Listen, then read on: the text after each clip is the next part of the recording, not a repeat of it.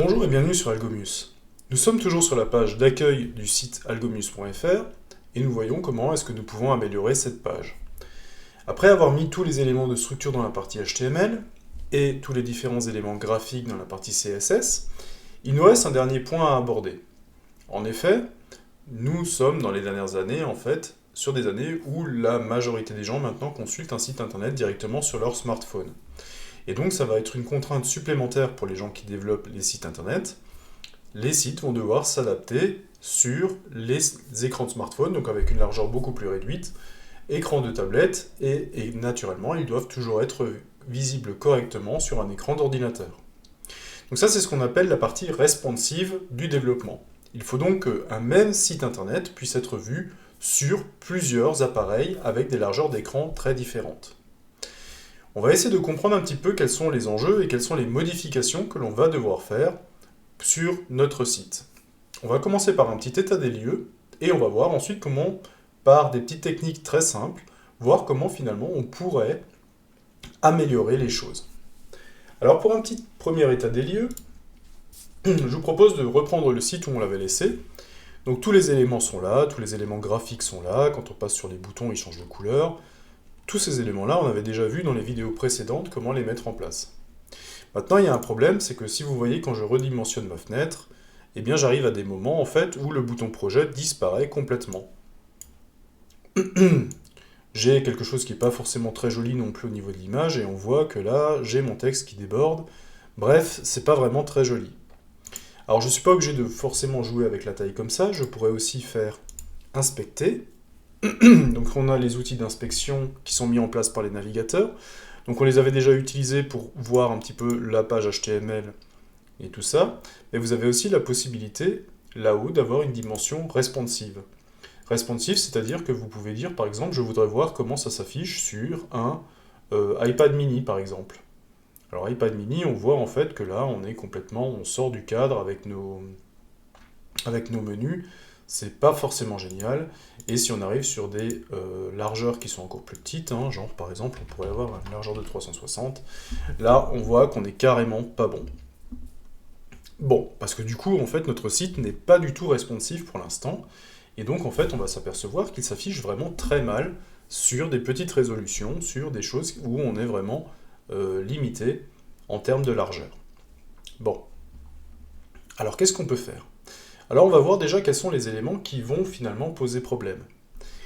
Alors il y a ce menu, en fait, déjà, le menu de l'entête qui pose problème. On voit que ces boutons, en fait, au bout d'un moment, comme on avait déclaré qu'il y avait une largeur minimum pour ces boutons-là, on voit qu'au bout d'un moment, cette largeur minimum ne peut plus être compressée, et donc en fait on sort largement du cadre. On voit qu'on a un autre problème avec cette image qui s'affiche mal, on voit qu'on a aussi une compression au niveau des thèmes de vidéo, et on voit que le pied de page pose aussi quelques problèmes. Donc on va essayer de solutionner ces éléments les uns après les autres. Et pour ça, on va reprendre le projet où on l'avait laissé, et on va voir ce que l'on peut faire. Ok. Alors on va s'intéresser au fichier CSS qui va reprendre les fichiers de style.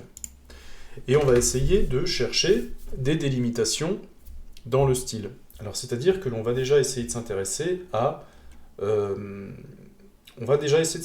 barre de navigation. La barre de navigation, je vous le rappelle, on va déjà s'occuper, le header il est constitué du logo, à gauche, et des 3 menus accueil, YouTube, projet. Et donc en fait ce qu'on aimerait faire, c'est plutôt qu'au lieu de s'afficher en ligne, en fait qu'il s'affiche en hauteur, ça permettrait déjà de gagner de la place. Donc on peut retrouver comment est-ce qu'on avait défini mon style. Et mon style, à l'époque, on avait décidé que le header, c'était en fait une flexbox. Et on avait défini cette flexbox en disant que j'avais donc une flexbox pour mon header, c'est-à-dire que c'est une boîte, qui contenait quoi ? Qui contenait mon logo, d'un côté, et qui contenait les menus de navigation. Et les menus de navigation, on avait simplement dit que c'était des menus qui se retrouvaient les 3 en ligne. Ok. Donc maintenant, ce qu'on aimerait faire en fait avec la flexbox, c'est simplement dire, si jamais la largeur en fait de la fenêtre ne permet pas d'avoir tous les éléments en ligne, Ce que j'aimerais, c'est que ces éléments-là se réorganisent en fait en colonnes, tout simplement. Alors, j'ai pas tout à fait la place, mais à peu près, vous avez saisi l'idée. Je voudrais qu'ils se mettent en colonne pour que, eh bien, je puisse avoir un affichage qui est beaucoup plus compact en termes de largeur. Alors, comment je vais mettre ça en place? Eh bien, j'ai mon header qui est une flexbox. Pas de problème à ce niveau-là. La partie gauche, c'est l'image, et la partie droite, c'est mon nav. Et on voit que le nav, la partie nav, navigation, est une flexbox, en fait, dont la direction est en ligne. C'est-à-dire que les menus sont en ligne. Maintenant, ce que j'aimerais, c'est peut-être les mettre en colonne. Donc, c'est-à-dire que si je les mets ici en colonne, voilà, et que je relance ma boîte, eh bien, je vais avoir mes menus en colonne. Sauf que maintenant, puisque je l'ai changé en colonne, je vais les avoir en colonne tout le temps. Et ça, je ne veux pas les avoir tout le temps. Moi, je veux les avoir seulement si la dimension de l'écran passe en dessous d'une certaine valeur. Donc, je vais les remettre en ligne ici. Et ce que je vais dire, ce que je vais vouloir dire dans le CSS, c'est que cette propriété, tu vas me la mettre à colonne lorsque je vais passer sous une certaine dimension. Ok. Donc, comment est-ce que ça marche tout ça? Eh bien, je vais simplement dire, alors j'ai un space between, ouais. Je vais simplement dire que je vais utiliser ici, je vais créer une partie responsive. Ok, voilà. Et je vais simplement dire, donc c'est les balises qu'on appelle les media queries. C'est une balise média. Je vais lui dire si tu t'affiches sur un écran et que le maximum de largeur c'est 750 px. Donc c'est-à-dire que ce que je vais faire, c'est que ces media queries, on va les expliquer, elles vont permettre en fait de définir quelle est la largeur de l'écran. Ici, je lui dis que je vérifie si je suis sur un écran d'une largeur maximum de 750, donc c'est-à-dire c'est si je suis sur un écran qui a moins de 750 pixels en largeur, donc je considère que c'est un écran qui est assez fin, en fait je vais utiliser d'autres propriétés. C'est-à-dire que là j'ai des propriétés pour l'instant CSS, des propriétés de format, et si je suis dans ce cas-là, eh bien je vais modifier certaines propriétés. Alors qu'est-ce que je vais modifier? Je vais modifier déjà mon header nav, comme je viens de le montrer tout à l'heure. Je ne vais plus l'afficher en ligne, je vais l'afficher en flex direction colonne. Et donc ça veut dire que au-dessus de 750 px, je serai affiché en ligne, en dessous de 750 px, je serai affiché en colonne. Je vais sauvegarder ça et on va voir comment ça marche. Je vais relancer. Vous voyez, donc là j'ai remis mes menus de navigation en ligne et vous voyez maintenant que quand je réduis, il passe en colonne. Il passe en colonne à quel moment? Eh bien quand je passe à 750. Pour s'en rendre compte, on va simplement faire un inspect dessus. Là par exemple, je vais me mettre à 749. Hop, vous voyez, je suis toujours en colonne. 750, je suis toujours en colonne. 751, je passe en ligne. Et donc en fait, on voit les différents éléments qui se réorganisent lorsque je passe en dessous d'une certaine largeur. Ok, donc ça, je me suis déjà bien amusé à faire ça. Ce que je pourrais dire aussi, c'est que je pourrais dire que ils prennent un peu plus de place, on va voir. C'est vrai que pour l'instant, j'ai pas de... ils se calent beaucoup à gauche. On va essayer de faire en sorte qu'ils se calent un petit peu moins à gauche. Pour ça, qu'est-ce qu'on va faire? Tout simplement, on va modifier les liens dans le nav. Les liens dans le nav, c'est-à-dire que dans les headers, je vais prendre la partie nav et je vais prendre la partie lien.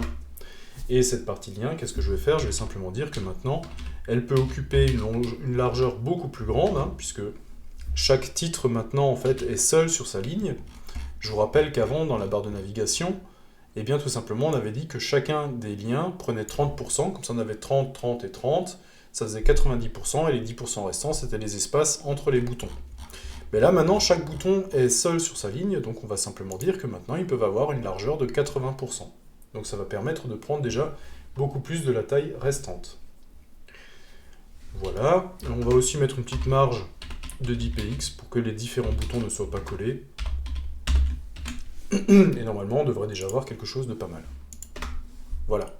Donc là, on a notre menu qui est fait. Et quand on va dépasser les 750, eh bien, les boutons se remettent simplement à leur place. Donc là, c'est peut-être pas encore très joli. Peut-être qu'on pourrait...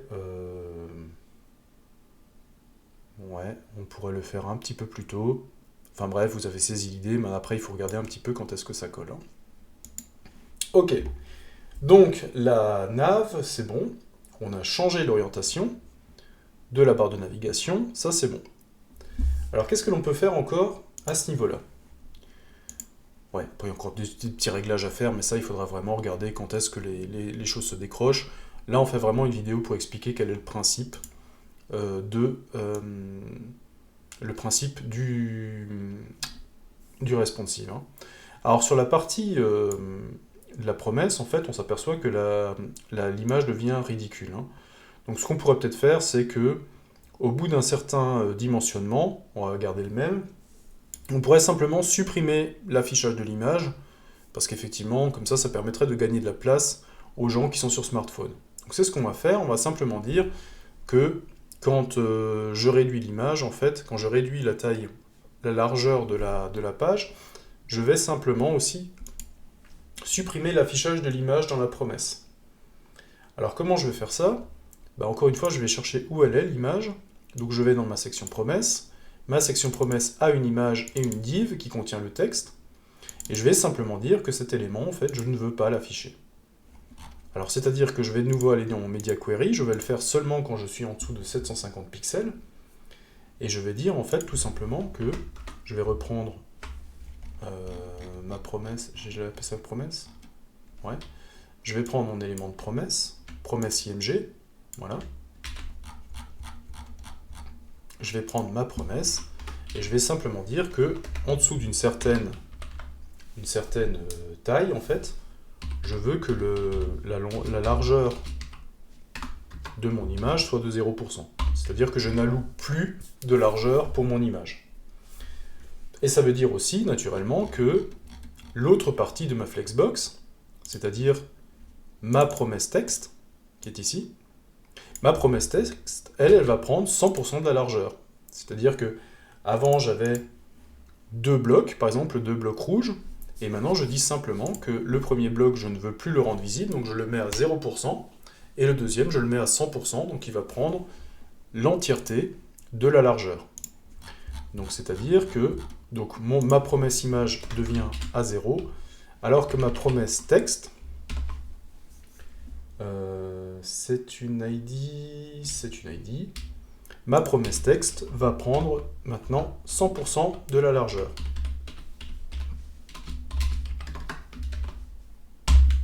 Voilà, je vais mettre ça en place, je vais relancer, et là vous voyez que ma promesse, cette fois-ci, je n'ai plus que le titre et le texte. Et quand je réagrandis un petit peu ma fenêtre, eh bien l'image réapparaît, tout simplement. Donc ça, c'est une modification qui a aussi été mise en place, et qui va permettre justement sur les affichages smartphone de gagner un petit peu de place. Donc elle se fait au même moment où le menu se déplie, eh bien l'image apparaît ou disparaît. Ok, ça marche. Qu'est-ce que je peux encore faire? Je me suis occupé de la navigation, je me suis occupé de la promesse. Qu'est-ce qu'il y a encore sur mon site qui pourrait être revu?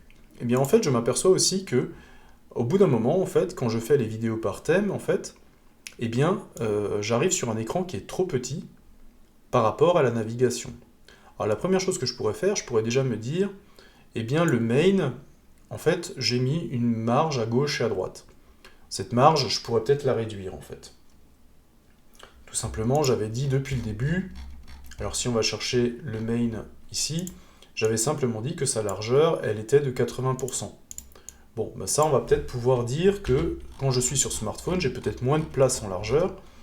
Donc ça veut dire que mon main, au lieu d'avoir 80% de la largeur, je vais peut-être l'adapter et lui dire tu passes peut-être à 90 ou 95%. Ce qui va permettre d'avoir moins de blanc à gauche et à droite. Donc, ça veut dire que voilà, quand je suis plus petit, eh bien en fait, tout simplement, j'ai moins de marge. Voilà, la cassure est ici. et donc ça va me permettre de gagner 10% de la largeur quand je suis sur un smartphone. Mais par contre, on s'aperçoit que les images vidéo, en fait, bah là, c'est pas très joli, le titre dépasse, et à un moment donné, c'est beaucoup trop petit. Alors, ce qu'on voudrait peut-être faire, c'est peut-être les passer, plutôt que de les avoir 3 par ligne, peut-être de les passer à 1 par ligne. Alors, comment je vais faire ça? Eh bien, tout simplement, je vais regarder où sont définies mes vidéos. Donc, les vidéos, elles sont par thème. J'ai ici ma vidéo liste, et j'ai chaque élément de ma vidéo liste qui est en fait une vidéo card. Eh bien, cette vidéo card, je vais simplement lui dire qu'à un moment donné, cette vidéo card, on va chercher où elle était définie. La vidéo card, on avait dit pour l'instant qu'elle avait une largeur de 23% qui, avec la marge, permettait d'en afficher 3 par ligne. Maintenant, cette vidéo card, je voudrais, quand l'écran est vraiment très petit, en afficher une seule. Comment je fais pour en afficher une seule? Tout simplement, je vais lui dire que la largeur maintenant de ma carte vidéo, telle qu'elle est dessinée ici, eh bien je vais simplement empêcher qu'il y en ait une deuxième qui puisse s'afficher. Et donc je vais dire qu'elle va prendre 90% de la largeur. Si elle prend 90% de la largeur, ça veut dire qu'elle va se retrouver toute seule. Puisqu'en fait, je ne peux pas avoir sur la même ligne 2 cartes qui ont 90% de la largeur. Donc, quand l'écran va devenir très petit, eh bien je vais passer à une carte. Ok. Bon. Alors on passe vraiment de 3 à 1, ce qui n'est pas encore super joli. Alors ce que l'on peut faire aussi, c'est qu'on peut avoir plusieurs media queries pour différentes zones. Là, j'ai fait les media queries, tout ce qui est spécifique à quand on est en dessous de 750. On pourrait avoir un media query qui va toujours s'occuper de l'affichage sur un écran et qui va cumuler, cette fois-ci, si j'ai une largeur minimum, donc en dessous de 750, c'est déjà géré, donc je vais prendre 751 px, et jusqu'à une largeur maxi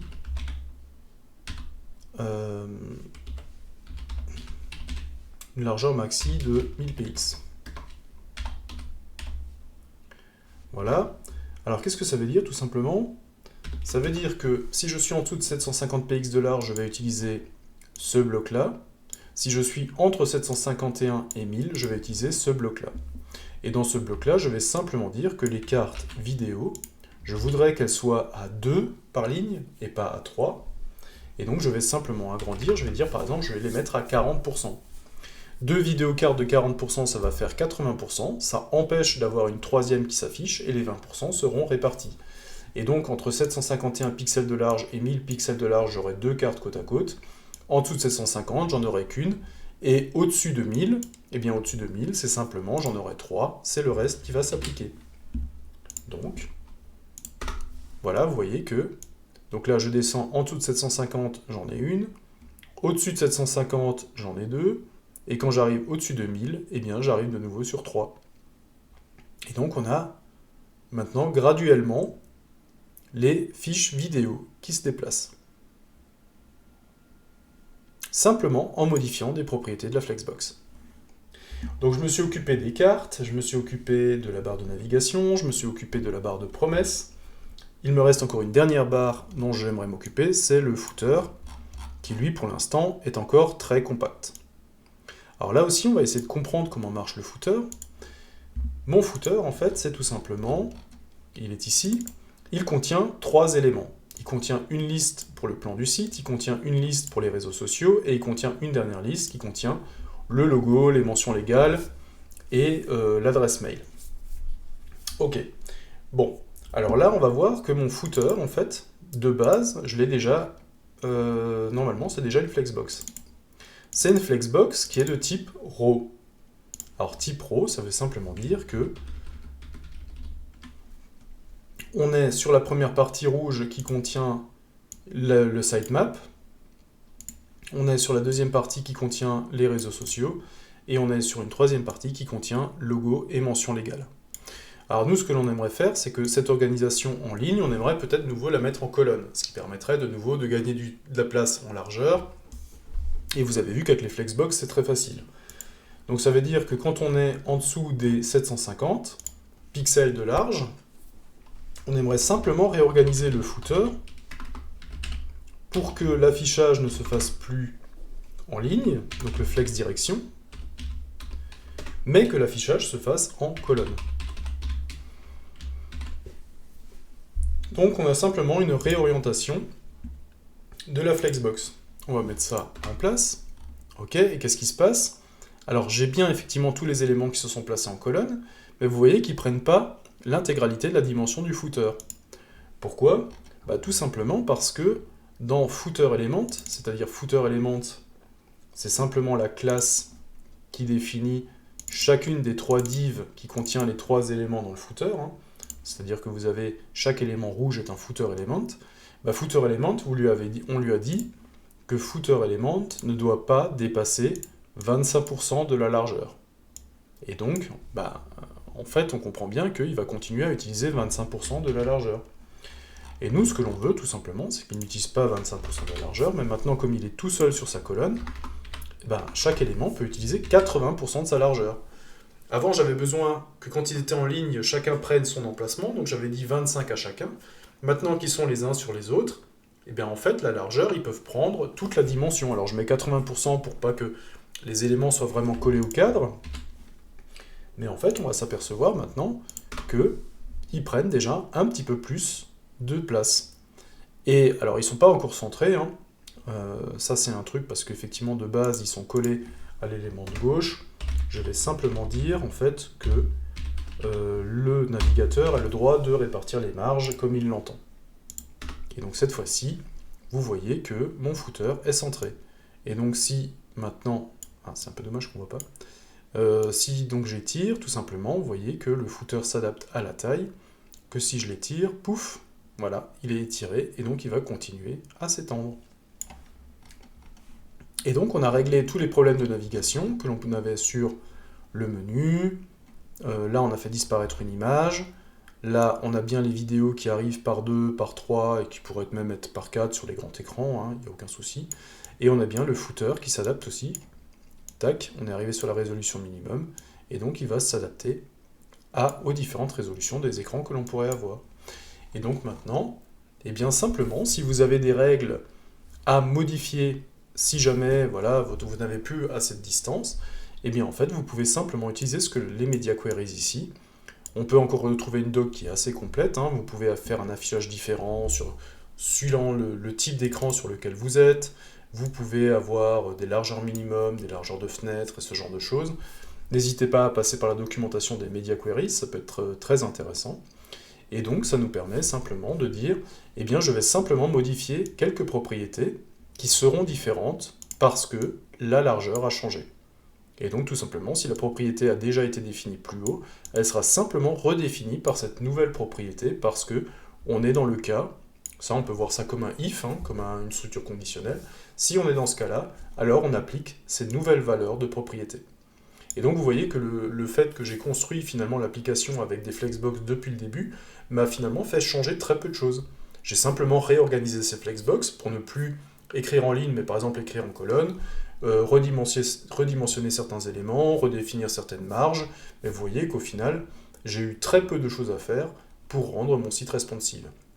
Alors je l'ai fait un petit peu vite, il y a peut-être encore les cassures sur les PX, sur les pixels sont peut-être pas encore, on peut encore régler un petit peu plus finement les choses, mais vous voyez en fait que j'ai finalement très peu de choses à faire pour que mon site devienne responsive à partir du moment où il a été bien conçu à la base.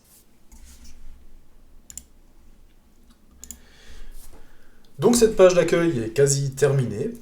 On a fait un sacré bout de chemin avec cette page, entre le moment où on a pensé à elle pendant le cahier des charges, on l'a fait en wireframe pour avoir une vision assez grossière, on a fait une charte graphique pour voir quels sont les éléments de couleur, les éléments de police, ou les éléments de logo que l'on pouvait implémenter dessus. On a fait une maquette sous Figma qui nous permettait d'avoir une représentation finale de ce que l'on attendait en termes de visuel. Et enfin, maintenant, on vient de la programmer entièrement en HTML, en CSS, et on a commencé à mettre quelques éléments aussi de responsive à l'intérieur pour permettre l'affichage sur plusieurs types de matériel, sur tablette, sur smartphone et sur écran d'ordinateur. Donc sacré boulot que l'on a fait. Alors je ne vais pas continuer à décrire chacune des pages du site telle qu'elle a été conçue dans les détails. Je trouvais ça intéressant de le faire sur la page d'accueil pour bien qu'on comprenne les concepts et quel est le cheminement qui fait que finalement on arrive à traduire une maquette dans un langage comme le HTML et avec du CSS. Je pense que pour les autres pages, eh bien, vous aurez parfaitement compris comment ça marche. Si jamais vous avez besoin d'un élément et que vous aimez bien un élément qui se trouve sur une page, passez par le inspecter. Regardez comment il a été programmé. L'inspecter vous donne accès à l'HTML, au CSS et aussi au JavaScript, puisque le site algomus.fr aura aussi à l'avenir des modules en JavaScript.